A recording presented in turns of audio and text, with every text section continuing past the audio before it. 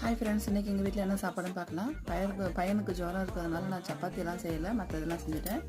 சாதம் வச்சுட்டேன் 2 நேரத்துக்கு சேர்த்து. இது வந்து பீக்கங்காய் குழம்பு. என்னோடய ஹஸ்பண்டுக்கு கார குழம்பு தான் மெயினாக வேணும். ஸோ அதனால் பீக்கங்காய் குழம்பு.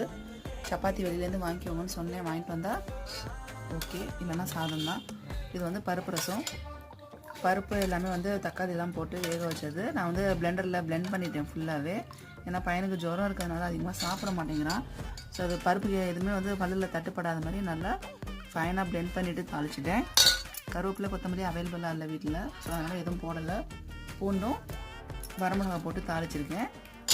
நெக்ஸ்ட்டு உருளைக்கிழங்கு வேக வச்சுட்டு அதுக்கப்புறம் தாளிச்சிருக்கேன். ஸோ ஃபாஸ்ட்டாக செய்கிறதுக்காக. அவ்வளோதான் இன்றைக்கி எங்கள் வீட்டில் சாப்பாடு. பிடிச்சிருந்தால் மறக்காமல் லைக் பண்ணி, ஷேர் பண்ணி, கமெண்ட் பண்ணி, சப்ஸ்கிரைப் பண்ணிடுங்க. பக்கத்தில் இருக்க பெல் பட்டனையும் ப்ரெஸ் பண்ணுங்கள். தேங்க்ஸ் ஃபார் வாட்சிங்.